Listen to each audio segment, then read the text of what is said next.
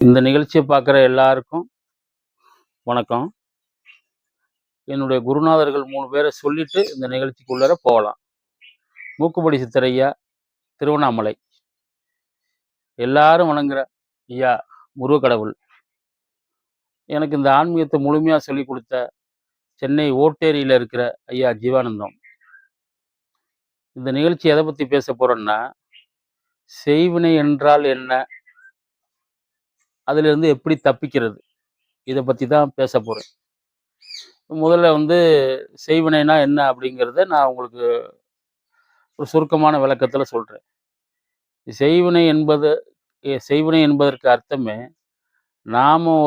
நம்மளால ஒருத்தவங்க பாதிக்கிறாங்க அப்படின்னா, அதுக்கு பேரும் செய்வினை தான். நம்ம அவங்களுக்கு பாதிப்பு எந்த ரூபத்துல குடுத்தாலும், நேரடியா குடுத்தாலும், மறைமுகமா குடுத்தாலும் அதுக்கு பேரு பாதிப்பு. அவங்க பாதிச்சுட்டாங்களே, நம்ம அந்த வினைய செஞ்சுட்டோம்னு அர்த்தம். அதுக்கு பேரே செய்வினை தான்.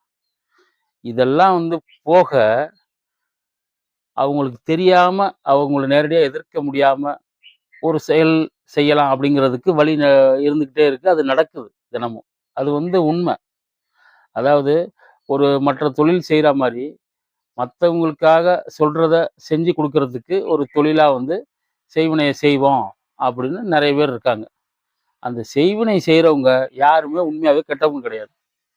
எல்லாமே ஒரு குடும்பத்திலேருந்து பொறந்து ஒரு நல்லவங்களா தான் இருக்காங்க. நல்ல உள்ளம் படைச்சவங்களா இருக்காங்க.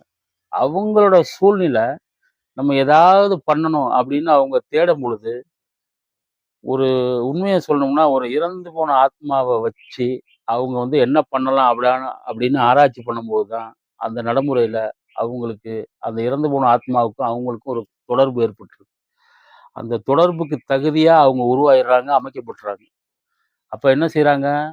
அந்த ஆத்மாவ வச்சு மத்தவங்களுக்கு நல்லது, கெட்டது 2யுமே செய்ய முடியும். கெட்டது மட்டும் தான் செய்றது அப்படிங்கிறதுல அவங்க இருக்க மாட்டாங்க. நல்ல விஷயங்களும் செய்வாங்க. அவங்க செய்ற நல்ல விஷயங்கள் எடுத்துக்கிட்டீங்கன்னா நெறைய இருக்கு. அதுல ஒரு விஷயம் ஒருத்தருக்கு ஒரு குறிப்பா சொல்றேன். ஒருத்தருக்கு வேலை கிடைக்கணும் அப்படின்னா, அவங்களும் அவங்கள தேடி போவாங்க. அந்த வேலை கிடைக்கும்னா, அவங்க அந்த ஆத்மா கிட்ட என்ன செய்யணுமோ, அந்த அவங்களுக்கு அமைக்கப்பட்ட முறை, அவங்களுக்கு எதுல அவங்க அனுபவம் கிடைச்சுச்சோ, அதன் மூலியமா அந்த ஆத்மாவ இயங்கி, அவங்களுக்கு வேலை கிடைக்க வச்சு, அந்த வேலை கிடைக்கிறது மூலியமா அந்த குடும்பம் நல்லா இருக்கிற மாரி பண்ணிருவாங்க. இத அவங்க தொழிலா செய்றாங்க. அதே நபருக்கு, இது மாரி எனக்கு இன்னொருத்தவங்க இடைஞ்சல் குடுத்துக்கிட்டே இருக்காங்க, அப்படின்னு சொல்லி, அவங்க நினைக்கிற மாரி நடக்கணும் அப்படின்னு நேரடியா எதிர்க்க முடியாம, இந்த நபர்ட்ட போய் சொல்றாங்க. அப்ப அந்த நபர் என்ன செய்றாரு? அவங்க ஒரு வண்டியிலேருந்து கீழ விழுகணும், இல்ல வாய் பேசக்கூடாது. அவங்களால எந்த மாரி செய்ய முடியுமோ, அந்த முறைகள இவங்க சொல்றதுக்கு ஏத்த மாரி அவங்க அத செய்றாங்க. அப்ப கண்டிப்பா நம்ம செய்ற காரியம் தான் நமக்கு திருப்பி வரும்னு நெறைய தடவ சொல்லியிருக்கேன். இவங்க மத்தவங்க பாதிக்கிறதுக்கு அந்த நபர தேடி போறாங்க. அந்த நபர் ஆல்ரெடி அவங்க அனுபவத்துல நல்லது செஞ்சாலும் ரைட்டு, கெட்டது செய்றதுல அவரே ஒரு மிகப்பெரிய ஆபத்துல தான் அந்த தொழில செய்றாரு. இது கண்ணுக்கு தெரியாத ஆபத்து. கண்ணுக்கு தெரிஞ்ச விஷயம் கிடையாது. அப்ப அந்த ஆபத்த அவரு உணர்ந்தும், தன்னை வருத்தி, அவருக்கு இது பிழைப்பாய் போச்சே! அப்படின்னு சொல்லிட்டு, அவரு இந்த செயல செய்றாரு. அப்ப அங்கேருந்து யாரு திருந்தணும்? நாம தான் அதிகமா போறோம். அந்த மாரி செய்றவங்க குறிப்பிட்ட பேர் தான் இருக்காங்க. நம்ம பாதிக்கப்பட்டவங்க மத்தவங்கள தாக்கணும், என்ன வேணாலும் செய்யணும்னு, கெடு செயல் செய்யணும்னு நம்ம அதிக பேர் அங்க அவங்கள தேடி போறோம். அப்ப தேடி போய் அந்த ஒரு விஷயம் நடக்கும்போது, அவங்க எதிரணியில உள்ளவங்க பாதிக்கிறாங்க. அப்ப இப்படியே நம்ம செஞ்சு செஞ்சு வாழ்ந்தோம்னா, அது நல்ல செயலே கிடையாது. அதுக்கு நீங்க இப்படி செஞ்சிரலாம். உங்க இன்னொருத்தவங்களால நீங்க பாதிக்கப்பட்டுட்டீங்க அப்படின்னா, நீங்க என்ன செய்யணும்? உங்களுக்கு புடிச்ச கோயிலுக்கு, உங்களுக்கு நம்பிக்கையா உள்ள கோயிலுக்கு போங்க. போய் என்னைய இப்போ ஒரு அம்மன் இருக்காங்கன்னா, "அம்மா, தாயே என்னையும் என் குடும்பத்தையும் காப்பாத்துங்க. இந்த மாரி எங்கள தொந்தரவு பண்ணிக்கிட்டே இருக்காங்க. எனக்கு வேற வழி தெரியல. அதனால நான் வேற எந்த தவறும் என்னால எதிர்க்க விட முடியல." அப்படின்னு அவங்கள்ட்ட முறையிட்டு போராடுங்க. அவங்க கண்டிப்பா உங்கள காப்பாத்தி விடுவாங்க. உங்க குடும்பத்த காப்பாத்துவாங்க. இது சரியான செயல். இது தவறே கிடையாது. நீங்க அத விட்டுட்டு, இந்த மாரி ஒரு நபர தேடி போயி, அவங்களுக்கு ஏதோ ஒரு செலவுக்குன்னு பணம் கேட்பாங்க. அந்த பணத்த குடுத்து, அவங்கள தூண்டி விட்டு, என்ன இந்த மாரி ஒருத்தருக்கு ஆகணும், இப்படி பண்ணுங்க அப்படின்னு சொல்லி, நீங்க செய்யறது எல்லாமே அங்க நடக்கும் கண்டிப்பா. அதெல்லாம் பொய் கிடையாது. அறிவியல் பூர்வமா நிரூபிக்க முடியாதது தவிர, ஆனா நடந்துகிட்டே இருக்கும். அப்ப நம்மளோட செயல்னால இன்னொருத்த குடும்பம் பாதிக்கப்படுதுன்னா, அது அதோட பாதிக்கப்பட்டதோட போயிறாது. பாதிக்கப்பட்டதோட போகாது. அது திரும்ப வரும் நம்மகிட்டயே வரும். அப்ப அதே செயல நம்ம அனுபவிப்போம். இது வந்து தவறு. நம்ம நம்ம செய்றது திருப்பி வர்றது வந்து நல்ல விஷயமா மட்டும் தான் இருக்கணும். அதுக்கு நீங்க கோயில்ல போய் சொல்லலாம். இல்ல அவங்ககிட்ட இனிமேல் செய்யாதப்பா நான் நான் ஒதுங்கிக்கிறேன் அப்படின்னு நீங்க ஒதுங்கி போய்க்கலாம். நம்ம வாழ்றதுக்கான வழி என்னவோ அதத்தான் நம்ம செய்யணும். இந்த செயல் செய்யக்கூடாது. அது பெரிய தவறு. அதனால தான் அந்த செய்யறதுனா என்ன அப்படிங்கிறத விஷயத்த நான் சொல்லிட்டேன். அதுலேருந்து தப்பிக்கிற விஷயமும் இதில கலந்து சொல்லியிருக்கேன். இப்ப தப்பிக்கிற விஷயம் தான் இந்த கோவில்ல போய் பார்த்து, நம்ம முறையிட்டு சொல்லி, "ஐயா காப்பாத்துங்க, அம்மா, தாயே, ஐயா காப்பாத்துங்க. நான் என்னால ஒண்ணும் பண்ண முடியல." அப்படிங்கிறத தப்பிச்சிரலாம். இந்த செயல செய்யாம இருந்தாலே, கொஞ்சம் நமக்கான நல்லதுகள் நடக்கும். கோவில்ல போய் சொல்லிட்டோம்னா நடக்கும். இப்ப இதுலேருந்து முழுமையா தப்பிக்கிறதுக்கு, நம்ம வந்து யாரையும் தொந்தரவு குடுக்கக்கூடாது. நம்மளா ஒரு கற்பனை பண்ணி, நம்ம செய்றது தான் சரி அப்படின்னு முடிவு பண்ணி, அத வந்து போய் நேரடியா எதிர்க்கிறதும் தவறு. இந்த மாரி ஒரு பணம் செலவு பண்ணி ஒருத்தர பாதிக்க வைக்கிறதும் தவறு. அப்ப அதுலேருந்து நாம அதுல முழுமையா செய்யாம அதுலேருந்து வெளியில வரணும். இப்படி வந்தோம்னா வந்துரலாம். இது அதுலேருந்து தப்பிக்கிறதுக்கான வழி. இத விட்டுட்டு போட்டி போட்டுக்கிட்டே இருந்தோம்னா, ஒரு நேரம் நம்ம ஜெயிப்போம், ஒரு நேரம் அவங்க ஜெயிப்பாங்க. இது தொடர்ந்துக்கிட்டு நம்ம வாரிசுகளுக்கு பாதிப்பு, அவங்க வாரிசுகளுக்கு பாதிப்பு. இது பல பேர் தொடர்ந்து அந்த உலகத்துக்கே இது பாதிப்பு. அதனால இது மாரி செய்யாதீங்க.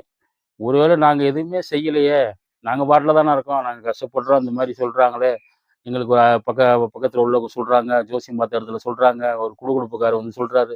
அப்ப நாங்க எப்படி இதுலேருந்து தப்பிக்கிறது? அப்படிங்கிறதுக்கான வழி நான் வச்சிருக்கேன். நீங்க வேற ஒண்ணுமே கிடையாது. உங்களுக்கு வந்து நான் வந்து சித்தர் வந்து சைவ வழிபாடு. எனக்கு வந்து சைவ முறையில பண்றது அதுதான் சரி.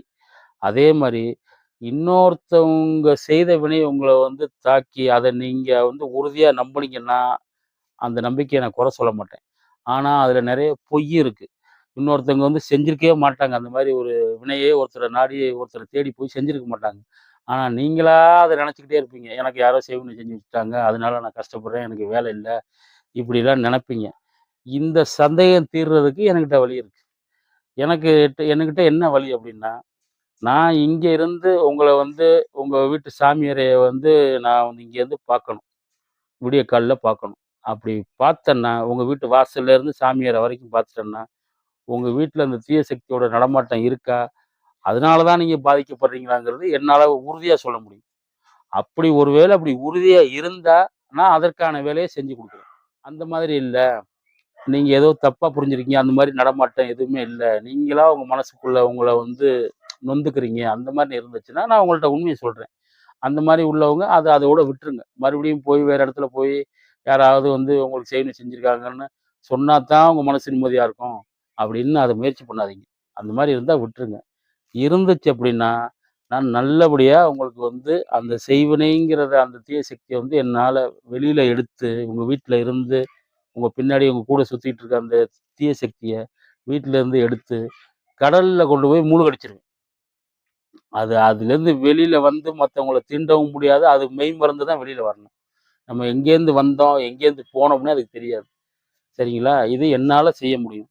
இந்த செயல செய்யறதுக்கு உங்களுக்கு எந்த விதமான பயங்கரமான செலவே கிடையாது. இதுல நீங்க உங்கள காப்பாத்தி நீங்க மேற்கொண்டு முன்னுக்கு வர்றது தான் என்னுடைய நோக்கம். நீங்களும் அதுதான் நினைக்கணும். இதுக்கு வந்து உங்களுக்கு ரொம்ப உங்க வீட்ல உள்ள ஜாமான், அதத்தான் நான் சொல்லுவேன். ஏன்னா ரொம்ப 500 வந்துரும், 1000 வந்துரும் அந்த செலவெல்லாம் கிடையாது. அப்ப நான் சொல்ற விஷயத்த நீங்க நம்புனீங்கன்னா, உங்களுக்கான அந்த செய்வினை என்பது இன்னொருத்தவங்க செஞ்சு தான் நீங்க பாதிக்கப்பட்டிருக்கீங்கிறது உண்மைன்னா, அத நான் ஆமான்னு சொன்னா, நான் அங்க வந்து உங்களுக்கு அந்த செய்வினைய எடுத்து சரி பண்ணி தரேன். நான் வந்து சரி பண்ணிட்டேன் அப்படின்னா, அதிலிருந்து கண்டிப்பா 1 வருஷத்துக்கு வேற எந்த நபரும் செய்து அதே வேலைய உண்மையா செஞ்சு நான் மறுபடியும் இவங்க இல்ல ஏற்கனவே செஞ்சவங்களாம் இன்னொருத்தவங்க செஞ்சாலும், உங்க உங்கள தேடி உங்க வீட்டுக்குள்ளார வர முடியாது. உங்க பாதிப்ப ஏற்படுத்த முடியாது. இதுக்கு நான் உத்தரவாதம் குடுக்குறேன். அதனால இத வந்து செஞ்சாருன்னா, நமக்கு காசு குடுக்கணுமே, என்கிட்ட பணம் இல்லையே, நான் என்ன பண்ணுவேன்? அப்படின்லாம் நீங்க யோசிக்காதீங்க. பணம் இருக்கிறவங்களா இருந்தாலும் சரி, பணம் இல்லாதவங்களா இருந்தாலும் சரி, எல்லாமே எனக்கு ஒண்ணு தான். எனக்கு தேவை உங்க பிரச்சனை இருந்துச்சுன்னா, அத சரி பண்ணணும். அதுக்கு எனக்கு நீங்க எந்த பணமும் தர வேண்டாம். சரிங்களா? உங்களுக்கான முயற்சி என்னன்னா, இத நீங்க வந்து செஞ்சுக்கணும். அது மாரி இருந்தா அதிலேருந்து தப்பிக்கணும். அதுக்கான வழி இது. அதுலேருந்து தப்பிக்கணும். அதே மாரி இப்ப நான் இருக்கிற இடம் வந்து சிவகங்கை மாவட்டம் காரைக்குடியில ஸ்ரீராம் நகர்ங்கிற இடத்துல இருக்கேன். என்ன நீங்க ஃபோன் பண்ணி என்ன பண்ணலான்னு என்ட்ட கேளுங்க. என்னையே நான் இருக்கிற இடத்துல இருந்து உங்க இடத்துக்கு கூட்டிட்டு போணும். அதே மாரி உங்க வேலை முடிஞ்ச உடனே என்னைய கொண்டு வந்து இங்கேயே விட்டுறணும்.